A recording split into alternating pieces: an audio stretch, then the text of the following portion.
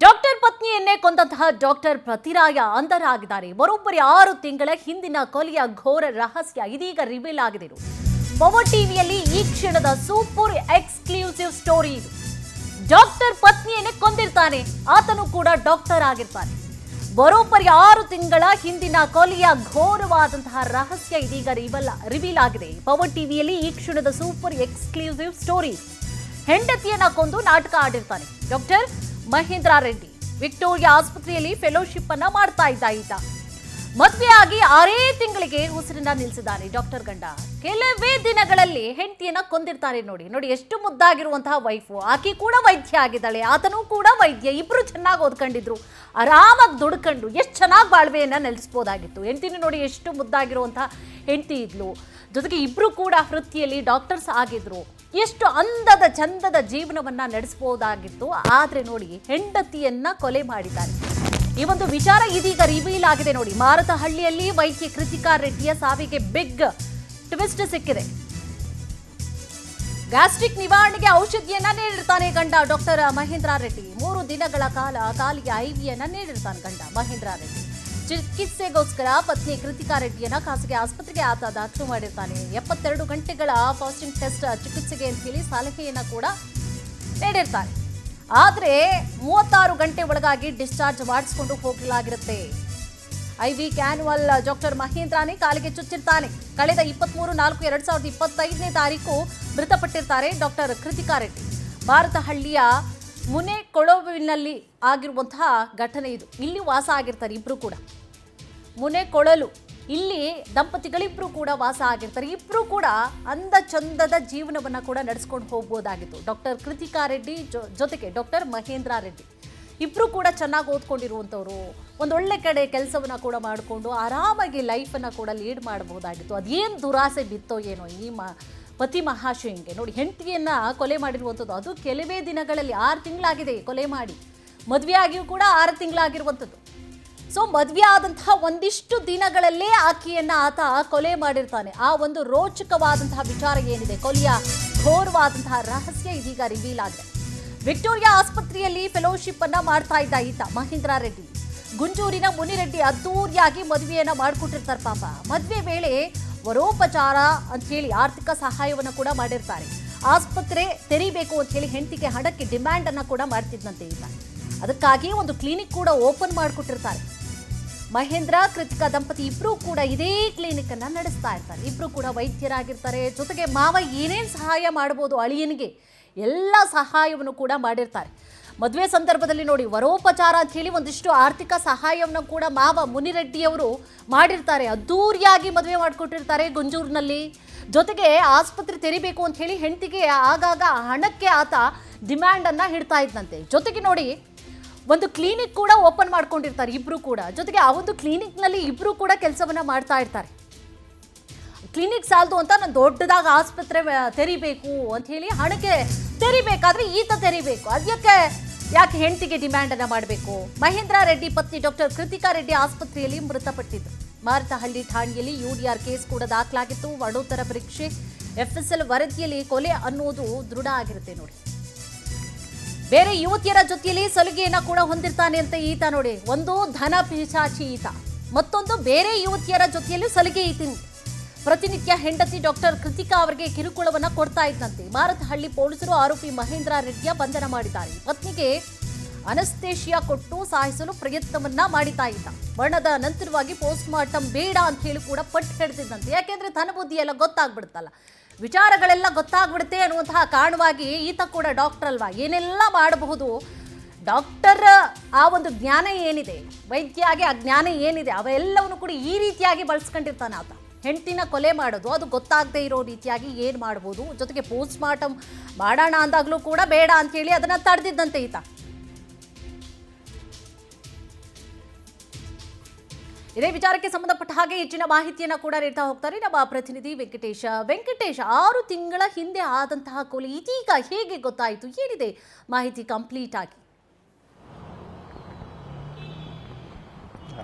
ಕುಸುಮ, ಈ ಕೇಸ್ನ ಹಿನ್ನೆಲೆನ ನೋಡೋದಾದ್ರೆ ಕಳೆದ 6 ತಿಂಗಳ ಹಿಂದೆ ಏನು ಮುನೆಕೊಳಲಿನ ಮುನಿರೆಡ್ಡಿ ಅನ್ನುವಂತಹ ಅವರು ಏನಿರ್ತಾರೆ, ಅವರಿಗೆ 2 ಮಕ್ಕಳು ಇರ್ತಾರೆ, ಹೆಣ್ಮಕ್ಳು. ಅದರಲ್ಲಿ 2 ಈ ಕಿರಿಯ ಮಗಳಾಗಿರುವಂತಹ ಕೃತಿಕಾ ರೆಡ್ಡಿ ಅವರು ಕೂಡ ಡಾಕ್ಟರ್ ಆಗಿರ್ತಾರೆ. ಸೊ ಇವರಿಗೆ ಗುಂಜೂರಿನಲ್ಲಿರುವಂತಹ ಮಹೇಂದ್ರ ರೆಡ್ಡಿ ಏನಿರ್ತಾರೆ ಅವ್ರನ್ನ ಒಂದು ಸಂಬಂಧವನ್ನ ಬೆಳೆಸಿ ಒಂದು ಗುರು ಹಿರಿಯ ನಿಶ್ಚಯ ಮಾಡಿ ಒಂದು ಅದ್ದೂರಿಯಾಗಿ ಮದುವೆ ಮಾಡಿಕೊಟ್ಟಿರ್ತಾರೆ. ಅವ್ರು ಕೇಳಿದಂತ ಕನ್ವೆನ್ಷನ್ ಹಾಲ್ ಏನಿರುತ್ತೆ ಅಲ್ಲೇ ಮದುವೆ ಮಾಡಿಕೊಟ್ಟಿರ್ತಾರೆ. ಕೇಳಿದಷ್ಟು ಚಿನ್ನ ಬೆಳ್ಳಿ ಒಡವೆ ಹಣವನ್ನೆಲ್ಲವೂ ಕೊಟ್ಟು ಮಾಡಿರ್ತಾರೆ.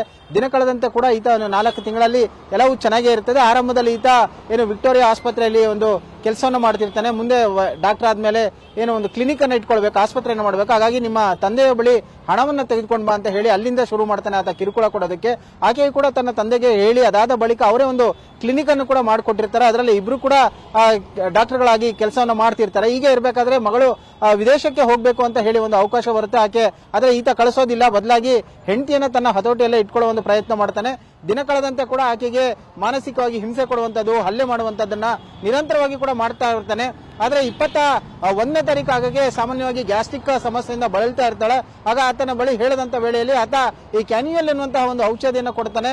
ಸೊ ಈತ ನಿರಂತರವಾಗಿ 3 ದಿನಗಳ ಕಾಲ ಇದೇ ಒಂದು ಔಷಧಿಯನ್ನು ಕೊಡ್ತಾನೆ. ನಂತರ ಮನೆಗೆ ಕರ್ಕೊಂಡು ಹೋಗಿ ವಿಶ್ರಾಂತಿ ಅವಶ್ಯಕತೆ ಇದೆ ಅಂತ ಹೇಳಿ ಆತ ಅವರ ಮಾವನ ಮನೆಯಲ್ಲಿ ಕೂಡ ಈತ ನಾಟಕವನ್ನು ಶುರು ಮಾಡ್ತಾನೆ. ಅದಾದ ಬಳಿಕ ಅವ್ರನ್ನ ಒಂದು ಖಾಸಗಿ ಆಸ್ಪತ್ರೆಗೆ ಸೇರಿಸಿ ಒಂದು ಚಿಕಿತ್ಸೆಗಾಗಿ ಒಂದು 72 ಗಂಟೆಗಳ ಕಾಲ ಒಂದು ವಿಶ್ರಾಂತಿ ಅವಶ್ಯಕತೆ ಇದೆ ಅಂತ ಹೇಳಿ ವೈದ್ಯರ ಸೂಚನೆಯನ್ನು ಕೊಡ್ತಾರೆ. ಆದ್ರೂ ಕೂಡ ಅದನ್ನ ಲೆಕ್ಕಿಸದೆ ಈತ ಒಂದು 32 ಗಂಟೆಗಳಲ್ಲೇ ಆಕೆಯನ್ನ ಡಿಸ್ಚಾರ್ಜ್ ಮಾಡಿ ಮನೆಗೆ ಕರ್ಕೊಂಡು ಬರ್ತಾನೆ. ಬಂದಂತವನೇ ಬೆಳಗ್ಗೆ ಈತ ಯಥಾವತ್ತಾಗಿ ಮನೆಗೆ ಹೊರಡ್ತಾನೆ. ಹೋಗಿ ಬಂದವನೇ ನಂತರ ಈಕೆಯನ್ನ ಅವರು ತಾಯಿಗೆ ಕರೆಯನ್ನ ಮಾಡಿ ವಿಚಾರವನ್ನ ತಿಳಿಸ್ತಾರೆ. ಬಂದ್ ನೋಡ್ರೆ ಆಕೆ ಮೃತಪಟ್ಟಿರ್ತಾಳೆ. ಸೊ ಈ ಕೃತಿಕಾ ಮೃತಪಟ್ಟಂತ ವಿಚಾರ ಆಸ್ಪತ್ರೆಗೆ ತಿಳಿಸ್ತಾರೆ. ಆಸ್ಪತ್ರೆಯಲ್ಲಿ ಈಕೆ ಆಸ್ಪತ್ರೆಗೆ ಕರ್ಕೊಂಡು ಹೋಗ್ತಾರೆ. ಆದ್ರೆ ಅಲ್ಲಿ ಮೃತಪಟ್ಟಿರುವಂತದನ್ನ ಡಿಕ್ಲೇರ್ ಮಾಡ್ತಾರೆ. ಅದಕ್ಕೆ ಸಂಬಂಧಪಟ್ಟಂತೆ ಆಸ್ಪತ್ರೆಯಿಂದ ಒಂದು ಸ್ಟೇಷನ್ಗೆ ಒಂದು ಕಾಲ್ ಬರುತ್ತೆ. ಅಲ್ಲಿ ಹೋಗಿ ಒಂದು ಯುಡಿಆರ್ ಅನ್ನ ಕೂಡ ದಾಖಲಿಸಿಕೊಂತಾರೆ. ಆದ್ರೆ ಮರಣೋತ್ತರ ಪರೀಕ್ಷೆಗೆ ಬೇಡ, ತನ್ನ ಹೆಂಡತಿಯ ದೇಹವನ್ನ ಕಟ್ ಮಾಡೋದು ಬೇಡ ಅಂತ ಹೇಳಿ ಈತ ನಾಟಕವನ್ನ ಶುರು ಮಾಡ್ತಾನೆ. ಅದೆಲ್ಲ ಒಂದು ಕಡೆ ಇವರಿಗೆ ಅನುಮಾನ ಬರೋದಕ್ಕೆ ಶುರು ಮಾಡುತ್ತೆ. ಆದ್ರೆ ಮರಣೋತ್ತರ ಪರೀಕ್ಷೆ ಆಗ್ಲೇಬೇಕು ಅಂತ ಹೇಳಿ ಪಟ್ಟಿಡಿದು ಇವರು ಪೋಸ್ಟ್ ಮಾರ್ಟಮ್ ರಿಪೋರ್ಟ್ ಮಾಡ್ತಾರೆ. ಅದಾದ ಬಳಿಕ 6 ತಿಂಗಳ ಬಳಿಕ ಈ ಒಂದು ವರದಿ ಬರುತ್ತೆ. ವರದಿಯಲ್ಲಿ ಆತ ಅನಸ್ತೇಶಿಯವನ್ನ ಕೊಟ್ಟು ಕೊಲೆ ಮಾಡಿರುವಂತಹದ್ದು ಬಯಲಿಗೆ ಬಂದಿರುವಂತದ್ದು. ಸದ್ಯ ಈತ ಮಣಿಪಾಲದಲ್ಲಿ ಇರ್ತಾನೆ. ಘಟನೆಗೆ ಸಂಬಂಧಪಟ್ಟಂತೆ ಈತ ವಿಚಾರ ತಿಳಿತಿದ್ದಂತೆ ಎಸ್ಕೇಪ್ ಆಗ್ತಾನೆ. ಮಣಿಪಾಲಕ್ಕೆ ತೆರಳಿ ಮರತಳ್ಳಿ ಪೊಲೀಸರು ಕೂಡ ಆತನನ್ನ ವಶಕ್ಕೆ ಪಡೆದು ವಿಚಾರಣೆಯನ್ನು ಮಾಡ್ತಾ ಇದ್ದಾರೆ. ಅಂದ್ರೆ ಈತ ಬೇರೆ ಯುವತಿಯರ ಜೊತೆ ಕೂಡ ಸಾಕಷ್ಟು ಕಾಂಟ್ಯಾಕ್ಟ್ ನಲ್ಲಿದ್ದು ಪ್ರತಿನಿತ್ಯ ಕೂಡ ಅವ್ರ ಜೊತೆ ಚಾಟ್ ಮಾಡುವಂತ ಕೆಲಸವನ್ನ ಮಾಡ್ತಾ ಇದ್ದ, ವಿಡಿಯೋ ಕಾಲ್ ಮಾಡುವಂತನ್ನೆಲ್ಲ ಮಾಡ್ತಿದ್ದ. ಸೊ ಈ ವಿಚಾರಗಳನ್ನು ಕೂಡ ಆಕೆ 1-2 ಬಾರಿ ಕೂಡ ಅವರ ಸಂಬಂಧಿಕರ ಬಳಿ ಹೇಳ್ಕೊಂಡಿದ್ರಂತೆ. ಆದ್ರೆ ಅದ್ಯಾವುದನ್ನು ಕೂಡ ಮಕ್ಕಳಿಗೆ ಏನು ತೊಂದರೆ ಆಗ್ಬಾರ್ದು ಅನ್ನುವಂತ ನಿಟ್ಟಿನಲ್ಲಿ ಸಂಸಾರವನ್ನ ನಿಭಾಯಿಸಬೇಕು, ಜವಾಬ್ದಾರಿಯನ್ನು ವಹಿಸಬೇಕು ಅಂತ ಹೇಳಿ ಅಳಿನಿಗೂ ಬುದ್ಧಿ ಹೇಳ್ತೀವಿ ಅಂತ ಹೇಳಿ ಮಗಳನ್ನೇ ಸಮಾಧಾನ ಮಾಡಿದ್ರಂತೆ. ಆದ್ರೆ ಈ ಎಲ್ಲವನ್ನು ಕೂಡ ಎನ್ಕ್ಯಾಶ್ ಮಾಡ್ಕೊಂಡಂತ ಮಹೇಂದ್ರ ರೆಡ್ಡಿ ಕೊನೆಗೆ ಹೆಂಡತಿಯನ್ನೇ ಕೊಲೆ ಮಾಡಿ ಏನೂ ಗೊತ್ತಿಲ್ಲದಂತೆ ಕೂಡ ಈತ ನಾಟಕವನ್ನ ಶುರು ಮಾಡಿದ್ದ. ಅಂದ್ರೆ ಅವರ ಬಳಿ ಇದ್ದಂತಹ ಹಣ, ಒಡವೆ ಸೇರಿದಂತೆ ಎಲ್ಲವನ್ನು ತಾನು ಪಡ್ಕೊಂಡು, ಅಂದ್ರೆ ಹೆಂಡತಿ ಮೃತಪಟ್ಟ ನಂತರ ಸಿಂಪತಿಯನ್ನ ಕ್ರಿಯೇಟ್ ಮಾಡಿಕೊಂಡು ಇದನ್ನೆಲ್ಲ ತಾನು ಪಡ್ಕೊಳ್ಬೇಕು ಅನ್ನುವಂತಹ ಉದ್ದೇಶದಿಂದಾಗಿ ಈ ರೀತಿಯಾಗಿ ಮಾಡಿದ್ದಾನೆ ಅನ್ನುವಂಥದ್ದು ಪ್ರಾಥಮಿಕ ಮಾಹಿತಿಯಲ್ಲಿ ಲಭ್ಯವಾಗ್ತಾ ಇರುವಂತದ್ದು.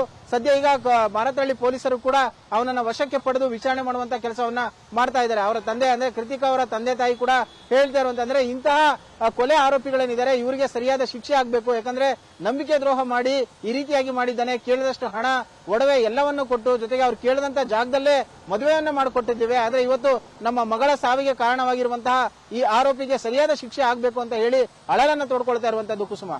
ಎಸ್, ಇನ್ನು ಪ್ರಾರಂಭದಲ್ಲಿ ಗಲಾಟೆ ಆಗ್ತಾ ಇರುತ್ತಲ್ಲ ಗಂಡ ಹೆಂಡತಿಯರ ನಡುವೆ, ಆ ಸಂಬಂಧವಾಗಿ ಇನ್ನು ಅವರು ಕೃತಿಕಾ ಅವರು ಅವ್ರ ತಂದೆ ತಾಯಿಗೆ ಹೇಳಿರ್ತಾರೆ ಯಾವ ವಿಚಾರಕ್ಕೆ ಜಗಳ ಆಗ್ತಾ ಇದೆ, ಜೊತೆಗೆ ಸಂಧಾನ ಮಾಡುವಂಥದ್ದು ಈ ರೀತಿಯಾಗೆಲ್ಲ ಆಗಿರುತ್ತಾ ಹೇಗೆ?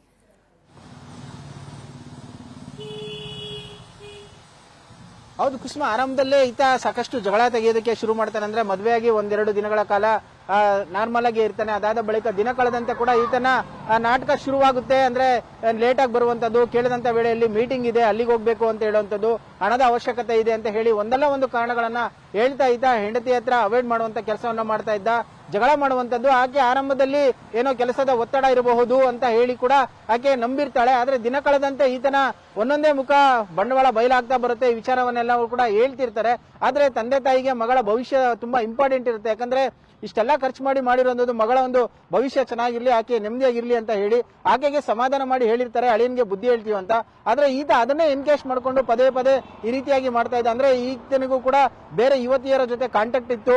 ಸೊ ಆ ಉದ್ದೇಶಕ್ಕೋಸ್ಕರ ಹೆಂಡತಿಯನ್ನ ಈ ರೀತಿಯಾಗಿ ಏನು ಕೊಲೆ ಮಾಡಿದ್ದಾನೆ ಅನ್ನುವಂಥದ್ದು ಗೊತ್ತಾಗ್ತಾ ಇದೆ. ಸದ್ಯ ಪೊಲೀಸರ ತನಿಖೆಯಿಂದ ಈತನ ಉದ್ದೇಶ ಏನಿತ್ತು, ಯಾಕೋಸ್ಕರ ಈ ರೀತಿಯಾಗಿ ಮಾಡ್ದ ಅನ್ನೋಂಥದ್ದು ಸಂಪೂರ್ಣವಾದಂತಹ ಮಾಹಿತಿ ಕೂಡ ತಿಳಿದು ಬರಬೇಕಾಗಿರುವಂತದ್ದು ಕುಸುಮ. ಜೊತೆಗೆ ಕೃತಿಕಾ ಅವರು ಕೂಡ ಡಾಕ್ಟ್ರೇ ಆಗಿರೋದ್ರಿಂದಾಗಿ ಕ್ಯಾನುಲನ್ ಅನ್ನ ಚುಚ್ಚಬೇಕಾದಂತಹ ಸಂದರ್ಭದಲ್ಲಿ ಆಕೆಗೂ ಕೂಡ ಗೊತ್ತಾಗಿರುತ್ತೆ ಇವರು ಯಾವ ರೀತಿಯಾದಂತಹ ಇಂಜೆಕ್ಷನ್ ಅನ್ನ ಕೂಡ ಚುತ್ತಾ ಇದ್ದಾರೆ ಅಂತ ಹೇಳಿ. ಏನೋ ಅವ್ರಿಗೆ ಜ್ಞಾನ ಇಲ್ಲದೆ ಇರುವಂತಹ ಸಂದರ್ಭದಲ್ಲಿ ಚುಚ್ಚಿದ್ರ, ಹೇಗೆ ಏನಿದೆ ಮಾಹಿತಿ ಇದ್ರ ಬಗ್ಗೆ? ಕುಸುಮ, ಇದು ಒಂದು ಆಕೆಗೆ ಗ್ಯಾಸ್ಟ್ರಿಕ್ ಸಮಸ್ಯೆ ಉಂಟಾದಂತ ವೇಳೆಯಲ್ಲಿ ಸಹಜವಾಗಿಯೇ ಕೂಡ ಗಂಡ ಡಾಕ್ಟರ್ ಆಗಿರೋದ್ರಿಂದಾಗಿ ಆಕೆಗೂ ಕೂಡ ಎಲ್ಲೋ ಅನುಮಾನ ಬಂದಿರಲ್ಲ, ಯಾಕಂದ್ರೆ ಯಾವ ಒಂದು ಔಷಧಿಯನ್ನ ಕೊಡ್ತಾ ಇದ್ದಾನೆ ಅಂತ ಹೇಳಿ. ಸೊ ಈ ಗಂಡ ಕೊಟ್ಟಂತಹ ಅನಸ್ತೇಶಿಯಾ ಅಂದ್ರೆ ಈತ ಕೊಟ್ಟಂತಹ ಒಂದು ಮೆಡಿಸಿನ್ ಏನಿರುತ್ತೆ ಇಂದ ಅನಸ್ತೇಶಿಯಾ, ಸೊ ಅದು ತೆಗೆದುಕೊಂಡಂತಹ ವ್ಯಕ್ತಿ 2-3 ಗಂಟೆಗಳಲ್ಲೇ ಮರಣ ಹೊಂದುತ್ತಾರೆ ಅನ್ನುವಂತ ಮಾಹಿತಿ ಲಭ್ಯ ಆಗ್ತಾ ಇದೆ. ಆದ್ರೆ ಎಲ್ಲೂ ಕೂಡ ಅದನ್ನ ಅಷ್ಟು ಒಂದೇ ಓವರ್ ಡೋಸೇಜ್ ಅನ್ನು ಕೂಡ ಕೊಟ್ಟಿಲ್ಲ. ಈತ ನಿಧಾನವಾಗಿ ಸ್ವಲ್ಪ ಪ್ರಮಾಣದಲ್ಲೇ ಕೊಡ್ತಾ ಇದ್ದ. ಸೊ ಹಾಗಾಗಿ ಆಕೆ ನಿಧಾನವಾಗಿ ನಿತ್ರಾಣಗೊಳ್ತಾ ಇದ್ಲು, ಸೊ ಸುಸ್ತಾಗ್ತಾ ಇದ್ಲು. ಹಾಗೆ ಆ ಸಂದರ್ಭದಲ್ಲಿ ಆಕೆ ಮತ್ತೆ ಎಚ್ಚರಗೊಂಡಂತ ವೇಳೆಯಲ್ಲಿ ಅದೇ ಕೆಲಸವನ್ನ ಈತ ಮಾಡ್ತಾ ಇದ್ದ. ಆಸ್ಪತ್ರೆಗೆ ಕರ್ಕೊಂಡೋಗಿ ಕೂಡ ಸೇರಿಸಿರ್ತಾರೆ. ಆದ್ರೆ ಫಾಸ್ಟಿಂಗ್ ಚಿಕಿತ್ಸೆ ಕೊಡಬೇಕಾಗಿದೆ, ಒಂದು 3-4 ದಿನಗಳ ಕಾಲ ಅವ್ರ ಮನೆಯಲ್ಲಿ ಇಲ್ಲೇ ಆಸ್ಪತ್ರೆಯಲ್ಲಿ ಇರಬೇಕು ಅಂತ ಹೇಳಿ ಕೂಡ ಹೇಳಿರ್ತಾರೆ. ಆದ್ರೆ ಆತನಿಗೆ ಬೇಕಾಗಿರುವಂತದ್ದು ಆಕೆಯನ್ನ ಕೊಲೆ ಮಾಡ್ಬೇಕನ್ನೋ ಉದ್ದೇಶ. ಹಾಗಾಗಿ ಕೇಳದೆ ಈತನೇ ಕರ್ಕೊಂಡ್ ಬರ್ತಾನೆ, ನಾನೇ ಆರೈಕೆ ಮಾಡ್ತೀನಿ ಅಂತ ಹೇಳಿ. ಸೊ ಆ ಸಂದರ್ಭದಲ್ಲಿ ಈ ರೀತಿಯಾದಂತಹ ಕೃತ್ಯವನ್ನ ಎಸಗಿರುವಂತಹದ್ದು. ಸೊ ಜೊತೆಗೆ ಈತ ಏನಂತ ಹೇಳಿದ್ರೆ ಈ ಟ್ರೀಟ್ಮೆಂಟ್ ಅನ್ನ ಕೊಡ್ತಾ ಇದ್ದಂತದ್ದು ಸಹಜವಾಗಿಯೂ ಕೂಡ ಆಕೆಗೆ ಗಂಡನನ್ನ ಕೊಲ್ಲಬಹುದು ಅನ್ನುವಂತಹ ಒಂದು ಏನಾದ್ರೂ ಅನುಮಾನ ಇದ್ದಿದ್ರೆ ಖಂಡಿತವಾಗ್ಲೂ ಅದನ್ನ ಅಪೋಸ್ ಮಾಡ್ತಿದ್ರೇನೋ. ಸೊ ಆದ್ರೆ ಎಲ್ಲೋ ಒಂದು ಕಡೆ ಈಕೆ ತನ್ನ ಗಂಡನ ನಂಬಿದ್ದಾಳೆ. ಸೊ ಆ ಸಂದರ್ಭದಲ್ಲಿ ಇದನ್ನೇ ಎನ್ಕೇಶ್ ಮಾಡ್ಕೊಂಡಂತ ಆಸಾಮಿ ಈ ರೀತಿಯಾದಂತಹ ಒಂದು ಕೃತ್ಯವನ್ನು ಎಸಗಿ ಅನಸ್ತೇಶಿಯಾವನ್ನ ಕೊಟ್ಟು ಕೊಲೆ ಮಾಡಿರುವಂತಹದ್ದು ಕುಸುಮ. ಈ ಸಂಬಂಧವಾಗಿ ಇನ್ನು ಫಸ್ಟ್ ಡೌಟ್ ಬಂದಿದ್ದು ಯಾರಿಗೆ? ಇದನ್ನ ಸಹಜ ಸಾವು ಅಂತ ಹೇಳಿ ಏನಾದ್ರೂ ಆತ ಪ್ರತಿಬಿಂಬಿಸಿದ್ದ? ಜೊತೆಗೆ ಇದು ಕೊಲೆ ಅಂತ ಹೇಳಿ ಹೆಂಗ್ ಗೊತ್ತಾಯ್ತು? ಈ ಸಂಬಂಧವಾಗಿ ದೂರು ಕೂಡ ದಾಖಲಾಗಿತ್ತಾ? ಯಾಕಂದ್ರೆ ಅವನು ಪೋಸ್ಟ್ ಮಾರ್ಟಮ್ಗೂ ಕೂಡ ನಕಾರವನ್ನ ತೋರಿರ್ತಾನೆ. ಬಟ್ ಅನುಮಾನ ಫಸ್ಟ್ ಬಂದಿದ್ದು ಯಾರಿಗೆ? ಏನಿದೆ ಇದ್ರ ಬಗ್ಗೆ? ಕುಸುಮ, ಆರಂಭದಲ್ಲಿ ಈತನ ಆಸ್ಪತ್ರೆಗೆ ಕರ್ಕೊಂಡು ಹೋಗ್ತಾರೆ. ಕರ್ಕೊಂಡು ಹೋದಂತ ವೇಳೆಯಲ್ಲಿ ಡಾಕ್ಟರ್ಗಳು ಸೂಚಿಸಿದಂತಹ ಒಂದು ಟೈಮ್ ಏನಿರುತ್ತೆ ಅದರ ಒಳಗಡೆ ಕೂಡ ಈತ ಕರ್ಕೊಂಡು ಬಂದ್ಬಿಡ್ತಾನೆ, ಮನೆಗೆ ಡಿಸ್ಚಾರ್ಜ್ ಮಾಡ್ಕೊಂಡು ಬರ್ತಾನೆ. ಅತ್ತೆ ಮಾವನವ್ರಿಗೂ ಕೂಡ ಹೇಳ್ತಾನೆ ನಾನು ನೋಡ್ಕೊಳ್ತೀನಿ ಅಂತ ಹೇಳಿ. ಆದ್ರೆ ಈತ ಆಸ್ಪತ್ರೆಗೆ ಹೋಗಿರ್ತಾನೆ. ಆದ್ರೆ ಅತ್ತೆ ಮಾವನಿಗೆ ಎಲ್ಲೋ ಒಂದು ಕಡೆ ಡೌಟ್ ಬರುತ್ತೆ. ಮಗಳು ಕೂಡ 1-2-3 ಬಾರಿ ಹೇಳಿರ್ತಾಳೆ ಅಳಿಯನ ಒಂದು ಕಿತಾಪತಿ ಬಗ್ಗೆ. ಆದ್ರೆ ಪ್ರಶ್ನೆ ಮಾಡಿದಂತ ವೇಳೆಯಲ್ಲಿ ಸರಿ ಹೋಗ್ತಾಳೆ ಅಂತ ಕೂಡ ಹೇಳಿರ್ತಾನೆ. ಸೊ ಅದಾದ ಬಳಿಕ ಆಸ್ಪತ್ರೆಗೆ ಕರ್ಕೊಂಡೋಗಿ ವೈದ್ಯರು ಹೇಳಿರ್ತಾರೆ. ಸೊ ಈಕೆ ಡಿಕ್ಲೇರ್ ಮಾಡ್ತಾರೆ ಮೃತಪಟ್ಟಿದ್ದಾಳೆ ಅಂತ ಹೇಳಿ. ಆತ ಆಸ್ಪತ್ರೆ ಹತ್ರ ಹೋಗಿ ನಾಟಕ ಮಾಡ್ತಾನೆ. ಅಂದ್ರೆ ತನ್ನ ಹೆಂಡತಿಯ ದೇಹವನ್ನ ಕಟ್ ಮಾಡೋದು ಬೇಡ, ಮರಣೋತ್ತರ ಪರೀಕ್ಷೆ ಮಾಡದಂತ ಸಂದರ್ಭದಲ್ಲಿ ದೇಹದ ಅಂಗಗಳನ್ನ ಕೂಡ ಕಟ್ ಮಾಡಿ ಪರೀಕ್ಷೆಯನ್ನ ಮಾಡ್ತಾರೆ. ಅದಾಗೋದು ಬೇಡ, ನನಗೆ ಈ ರೀತಿಯಾಗಿ ನೋಡೋದಕ್ಕೆ ಆಗಲ್ಲ ಅಂತ ಹೇಳಿ ಆತ ಕಣ್ಣೀರನ್ನ ಹಾಕಿ ನಾಟಕ ಶುರು ಮಾಡ್ತಾನೆ. ಆಗ ಅವ್ರಿಗೆಲ್ಲ ಒಂದು ಕಡೆ ಡೌಟ್ ಬರುತ್ತೆ. ವೈದ್ಯರು ಕೂಡ ಏನು ಒಂದು ಸೂಚನೆಯನ್ನು ಕೊಡ್ತಾರೆ ಮರಣೋತ್ತರ ಪರೀಕ್ಷೆ ಮಾಡಬೇಕು ಅಂತ ಹೇಳಿ. ಯಾಕಂದ್ರೆ ಆಸ್ಪತ್ರೆಯಲ್ಲಿ ಆಕೆ ಮೃತಪಟ್ಟಿದ್ದಾರೆ ಅಂತ ಹೇಳಿ ಡಿಕ್ಲೇರ್ ಮಾಡ್ತಾರೆ. ಆ ಸಂದರ್ಭದಲ್ಲಿ ಇದ್ರೆ ಎಲ್ಲಿ ಈತ ಓವರ್ ಆಕ್ಟಿಂಗ್ ಮಾಡ್ತಾ ಹೋಗ್ತಾನೆ, ಆಗ ಎಲ್ಲೋ ಒಂದು ಕಡೆ ಡೌಟ್ ಬರುತ್ತೆ. ಈ ಹಿಂದೆ ಮಗಳು ಕೂಡ ಹೇಳಿರುವಂತಹ ವಿಚಾರಗಳನ್ನ ಗಮನದಲ್ಲಿ ಇಟ್ಕೊಂಡು ಅವ್ರ ಅಕ್ಕನೂ ಕೂಡ ಡಾಕ್ಟರ್ ಆಗಿದ್ದಾರೆ. ಸೊ ಹಾಗಾಗಿ ಅವರು ಕೂಡ ಪಟ್ಟಿಡಿತಾರೆ, ಇಲ್ಲ ಇದು ಒಂದು ಪೋಸ್ಟ್ ಮಾರ್ಟಮ್ ಆಗ್ಲೇಬೇಕು, ಈ ಘಟನೆಗೆ ಏನ್ ಕಾರಣ ಎಕ್ಸಾಕ್ಟ್ ಆಗಿ ಏನಂತ ಕೂಡ ತಿಳಿದು ಬರಬೇಕು ಅಂತ ಹೇಳಿ ಅವರು ಪಟ್ಟಿಡಿದಂತಹ ಸಂದರ್ಭದಲ್ಲಿ ಸೊ ಆತ ಬೇರೆ ದಾರಿ ಇಲ್ಲದೆ ಪೊಲೀಸರ ಮುಂದೆ ಕೂಡ ಒಪ್ಕೊಳ್ತಾನೆ. ಮತ್ತೆ ಪೊಲೀಸರನ್ನು ಕೂಡ ಆತ ಪರಿಪರಿಯಾಗಿ ಬೇಡ್ಕೊಳ್ತಾನೆ. ಅಂದ್ರೆ ಪೋಸ್ಟ್ ಮಾರ್ಟಮ್ ಬೇಡ ಸರ್, ನಾವು ದೇಹವನ್ನ ಕಟ್ ಮಾಡಕ್ಕೆ ಇಷ್ಟ ಇಲ್ಲ, ನಾವೇ ಒಂದು ಅಂತ್ಯಕ್ರಿಯೆಯನ್ನ ಮಾಡ್ತೀವಿ ಅಂತ ಹೇಳಿ ಆತ ಹೇಳಿರ್ತಾನೆ. ಆದ್ರೆ ಕಾನೂನು ಪ್ರಕಾರ ಏನ್ ಮಾಡ್ಬೇಕೋ ಪೊಲೀಸರು ಅದೇ ಕೆಲಸವನ್ನ ಮಾಡ್ತಾರೆ. ಆ ಮನೆಯವರು ಪಟ್ಟಿಡಿದ ಕಾರಣ ಒಂದು ಪೋಸ್ಟ್ ಮಾರ್ಟಮ್ ಅನ್ನ ಮಾಡಿಸ್ತಾರೆ. ಆ ಸಂದರ್ಭದಲ್ಲಿ ಇದೊಂದು ಅಂದ್ರೆ ಸಹಜ ಸಾವಲ್ಲ, ಕೊಲೆ ಅನ್ನುವಂಥದ್ದು ಕೂಡ ಗೊತ್ತಾಗಿದೆ. ಸದ್ಯ ಆರೋಪಿಯನ್ನ ವಶಕ್ಕೆ ಪಡೆದು ಈಗ ವಿಚಾರಣೆಯನ್ನ ಮಾಡ್ತಾ ಇರುವಂತದ್ದು ಕುಸುಮ. ಎಸ್, ಥ್ಯಾಂಕ್ ಯು ತಮ್ಮೆಲ್ಲ ಮಾಹಿತಿಗಾಗಿ.